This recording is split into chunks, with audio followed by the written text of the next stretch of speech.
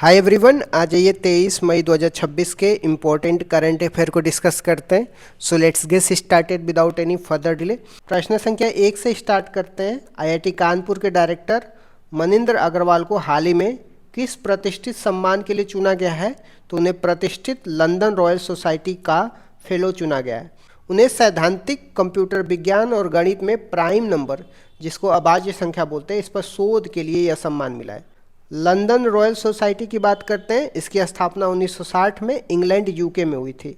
इस सोसाइटी में Newton, Einstein और भारत की ओर से सीवी रमन, रामानुजम और डॉक्टर होमी जहांगीर भाभा जैसे महान वैज्ञानिक शामिल रहे हैं। नेक्स्ट क्वेश्चन में आते हैं। भारत के चंद्रयान 3 को किस अंतर्राष्ट्रीय पुरस्कार से सम्मानित किया गया है? तो चंद्रयान 3 को वर्ष 2026 के गोडार्ड एस्ट्रोनॉमिक पुरस्कार से सम्मानित किया गया है। यह पुरस्कार वाशिंगटन डीसी यूएसए में प्रदान किया गया है, जिसे अमेरिका में भारत के राजदूत विनय क्वात्रा ने ग्रहण किया है।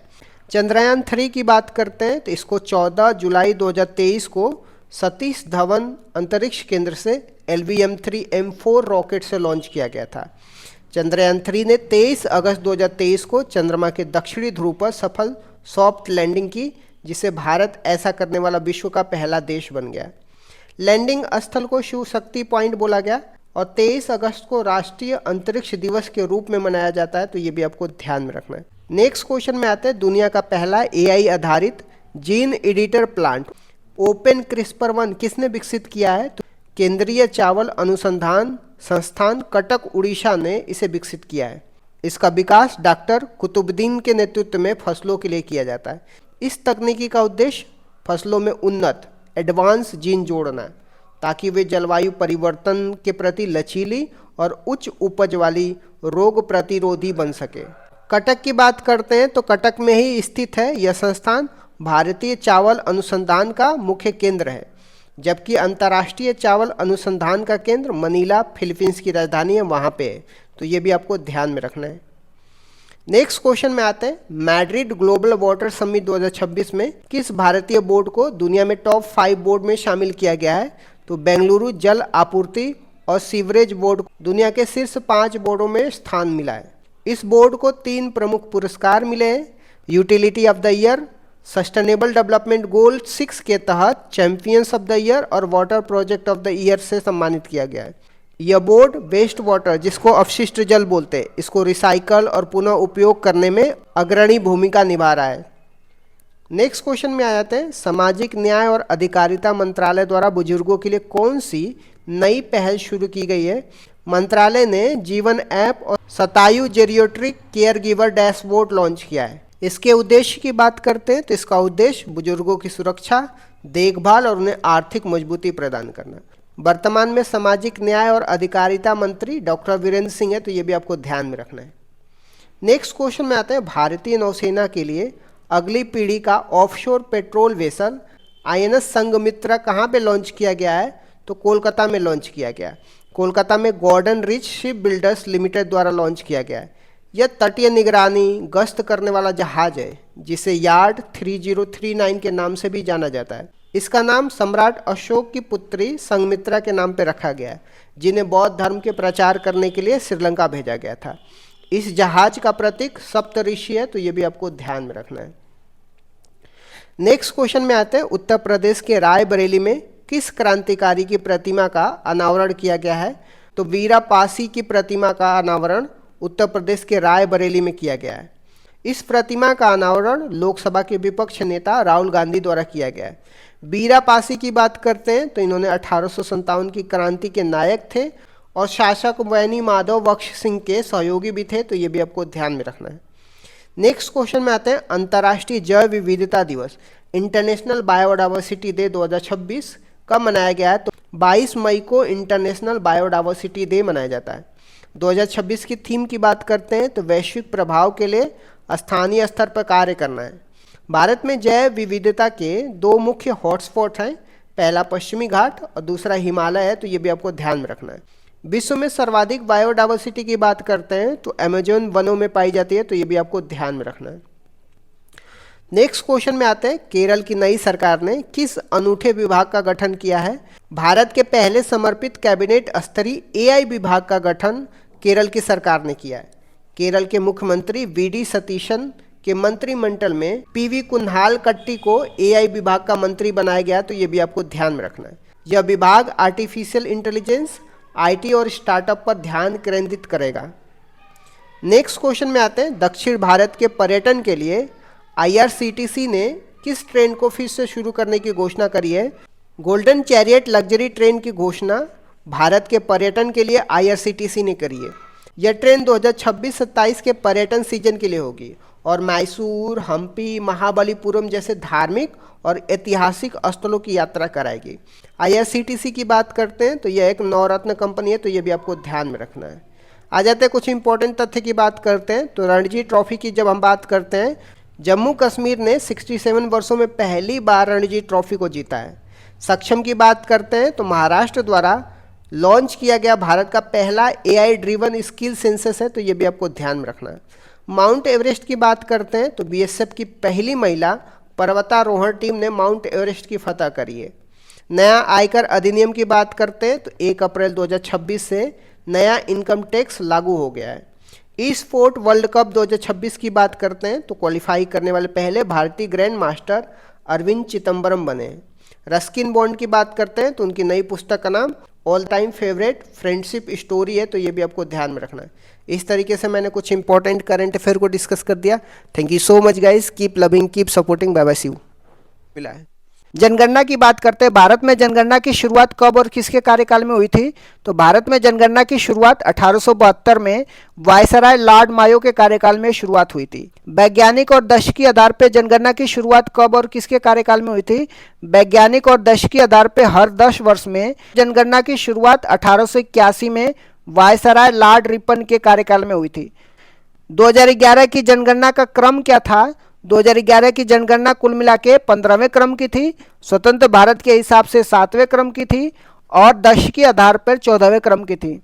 महाविभाजक वर्ष किसे कहा जाता है और क्यों? 1921 को महाविभाजक वर्ष कहा जाता है क्योंकि 1911 से 21 के दशक में अकाल और महामारियों के कारण जनसंख्या वृद्धि न्यूनतम रही है, जनसंख्या बढ़ने के बजाय घट रही थी। 2011 की जनगणना के आयुक्त और आदर्श वाक्य क्या थे? तो आयुक्त चंद्रमौली साहब थे और आदर्श वाक्य हमारी जनगणना हमारा भविष्य, आर सेंसस आर फ्यूचर है। 2011 की जनगणना के अनुसार भारत की कुल जनसंख्या दशकीय वृद्धि दर कितनी थी? कुल जनसंख्या की बात करते 121.09 करोड़ थी, जिसमें भारत चीन के बाद दूसरे स्थान पे था। दशकीय वृद्धि दर की बात करते हैं 2001 से 2011 तक 17.7% थी। सर्वाधिक और न्यूनतम जनसंख्या वाला राज्य कौन से थे? तो सर्वाधिक जनसंख्या वाला राज्य उत्तर प्रदेश, जिसमें 16.51% और इसके बाद महाराष्ट्र, बिहार और पश्चिम बंगाल है। न्यूनतम जनसंख्या वाला राज्य सिक्किम है, जिसमें 0.05%, इसके बाद मिजोरम और अरुणाचल प्रदेश है। सर्वाधिक और न्यूनतम दशकीय वृद्धि दर वाला राज्य कौन से थे? सर्वाधिक दशकीय वृद्धि दर वाला राज्य मेघालय है, जिसका 27.9% वृद्धि दर है। न्यूनतम ऋणात्मक वृद्धि वाला नागालैंड है, जिसमें -0.6% वृद्धि दर थी। यह एकमात्र राज्य था जहां जनसंख्या वृद्धि दर ऋणात्मक थी। भारत की जनसंख्या घनत्व कितना है? सर्वाधिक और न्यूनतम जनसंख्या घनत्व वाला राज्य कौन से हैं? तो भारत की जनसंख्या घनत्व 382 व्यक्ति प्रति वर्ग किलोमीटर है। सर्वाधिक जनसंख्या घनत्व बिहार का है, 1106 व्यक्ति प्रति वर्ग किलोमीटर है। न्यूनतम जनसंख्या घनत्व वाला राज्य अरुणाचल प्रदेश है, जिसमें 17 व्यक्ति प्रति वर्ग किलोमीटर है। भारत का लिंगानुपात कितना है? सर्वाधिक और न्यूनतम लिंगानुपात वाले राज्य कौन से हैं? भारत का लिंगानुपात की बात करते हैं 943 महिलाएं प्रति 1000 पुरुष पे है। सर्वाधिक लिंगानुपात की बात करते हैं केरल का है, 1084 महिलाएं हैं प्रति 1000 पुरुष पे। न्यूनतम लिंगानुपात की बात करते हैं हरियाणा है, जिसमें 879 महिलाएं हैं प्रति 1000 पुरुष पे। भारत की साक्षरता दर कितनी है? सर्वाधिक और न्यूनतम साक्षरता वाला राज्य कौन से हैं? तो भारत की साक्षरता दर 73% है। पुरुष की साक्षरता दर की बात करते हैं 80.09% है और महिला की साक्षरता दर की बात करते हैं 64.60% है। सर्वाधिक साक्षरता की बात करते हैं केरल का है 94% है और न्यूनतम साक्षरता बिहार का है 61.80% है। सर्वाधिक अनुसूचित जाति वाला राज्य कौन से है? तो संख्या के आधार पर उत्तर प्रदेश है, प्रतिशत के आधार पे पंजाब है। राज्य की जनसंख्या का 32% जनसंख्या पंजाब में अनुसूचित जाति का है। सर्वाधिक अनुसूचित जनजाति जनसंख्या वाला राज्य कौन से है? संख्या के आधार पर मध्य प्रदेश सर्वाधिक अनुसूचित जनजाति वाला राज्य है। प्रतिशत के आधार पर मिजोरम है, जिसकी राज्य की 94% जनसंख्या शेड्यूल ट्राइब की है। पंचवर्षीय योजना के बारे में मैंने डिस्कस तो किया है, बट एक बार फिर से मैं पंचवर्षीय योजना के बारे में रिवीजन करा देता हूँ। पहली पंचवर्षीय योजना 1951 से 56 तक थी। इसकी मुख्य विशेषताएं क्या थी? इसका टाइम पीरियड की बात कर, यह योजना 1 अप्रैल 1951 से लेकर के 1956 तक चली थी। मॉडल की बात करते हैं, यह हेरोल्ड डोमर मॉडल पर आधारित थी और इसका प्रारूप KN राज ने तैयार किया था। उद्देश्य क्या था पहली पंचवर्षीय योजना का? इसका मुख्य ध्यान कृषि एग्रीकल्चर पर था। विकास की दर की बात करते हैं, जो लक्ष्य था 2.1% था, लेकिन 3.6% की वृद्धि हासिल की गई थी, जो लक्ष्य से अधिक थी। दूसरी पंचवर्षीय योजना 1956 से 1961 के प्रमुख बिंदु क्या थे? दूसरी पंचवर्षीय योजना की अवधि की बात करते हैं, 1956 से 1961 तक रहता है। मॉडल की बात करते हैं, यह महालनोबिस मॉडल पर आधारित थी।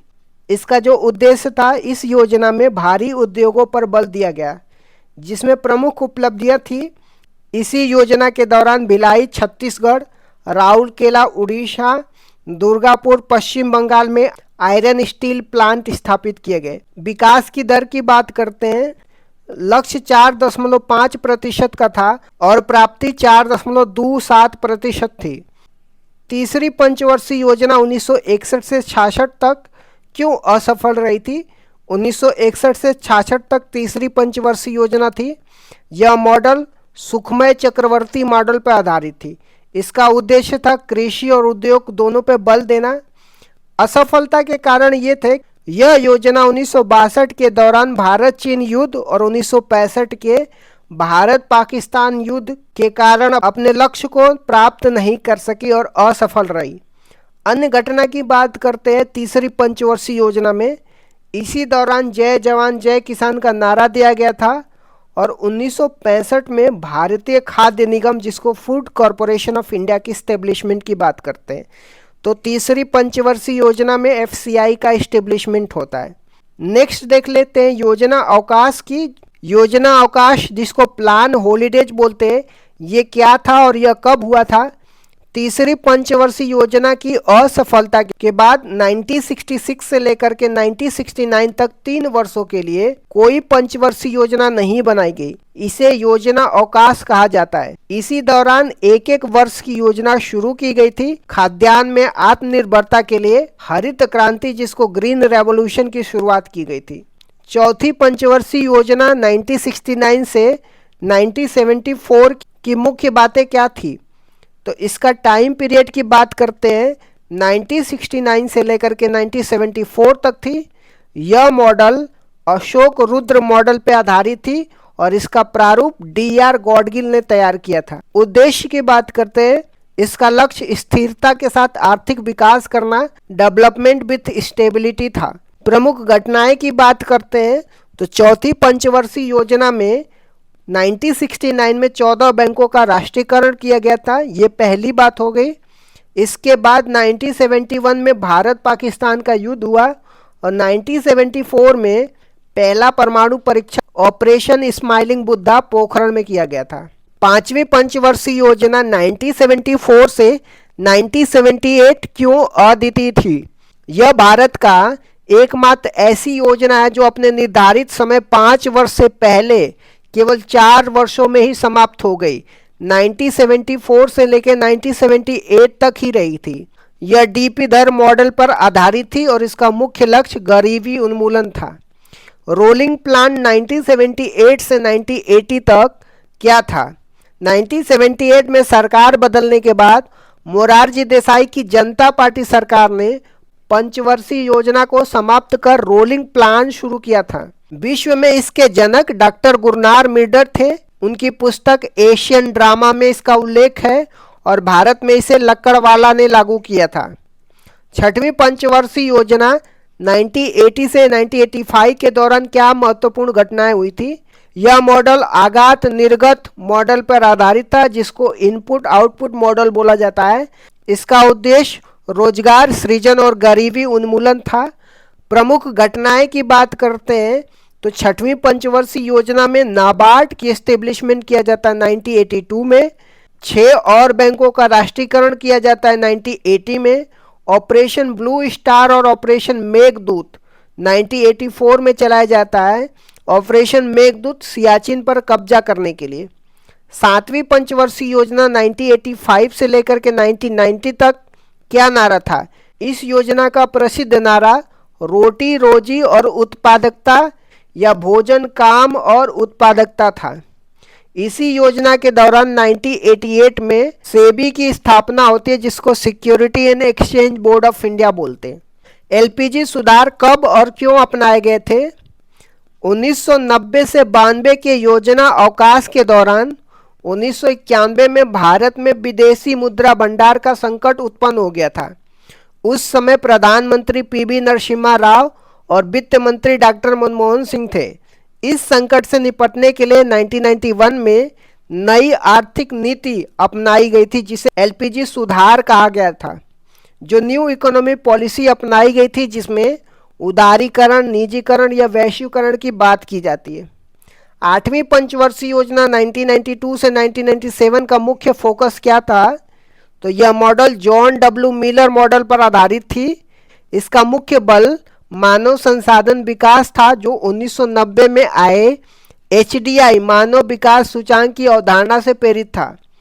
अन्य घटनाएं की बात करते हैं 8वीं पंचवर्षीय योजना में।